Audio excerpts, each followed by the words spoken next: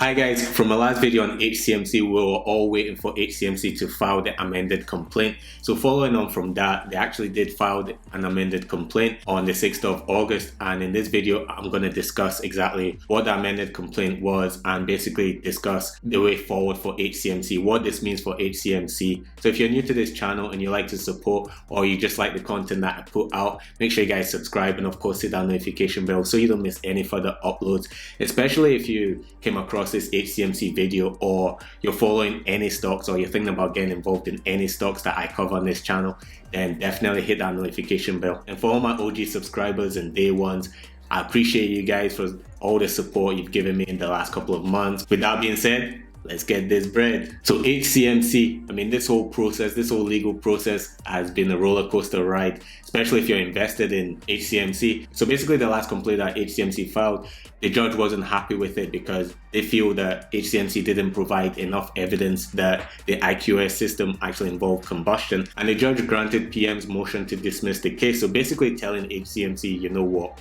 go away, get your ish together, come back when you've got better evidence. HCMC did exactly that in the amended complaint. So basically they came back to the judge and said, look, here's some evidence of the actual combustion within the IQS system. So this case boils down to one question: whether HCMC has adequately alleged that defendant's electronic cigarette requires combustion. So in a new amended complaint from HCMC to the judge, they provided evidence that the IQS system does involve combustion, merely makes the case that the IQS device does not carry out the same combustion process as a conventional cigarette. Also stating, but distinguishing the IQS from a conventional cigarette does not distinguish the IQS from the asserted claims of the 170 patent. So another thing that the judge wanted from HCMC was the definition of combustion, which HCMC did provide. So stating a combustion reaction is a chemical reaction that requires fuel, oxygen, and an ignition source. On information and belief, the IQS system generates combustion markers. On information and belief,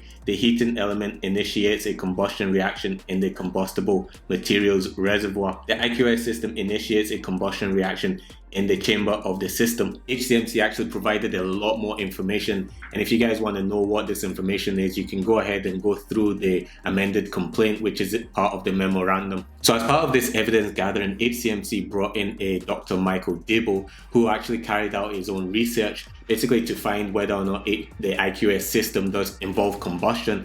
And as part of this research, he did confirm that it does, and he signed a declaration stating that this is actually the case and he can put it forward in court if required. So what happens next? Well, PM have 14 days, which expires on the 20th of August, to respond to HCMC's amended complaint. And of course, PM are not going to pretty much sit on their hands. They're going to try and fight this case and they're going to try and argue their case. So once PM responds, HCMC then has to respond to that. And then once they both responded, then it's down to the judge to make a decision and a ruling. And the timescale of the judge's ruling there's no deadline. So basically he can take as long. It could take weeks, it could take months. We don't know yet. We'll only know once PM has responded and then HCMC has then responded. So once the judge rules, of course, there'll be different outcomes. So it could be HCMC wins the case or PM wins the case.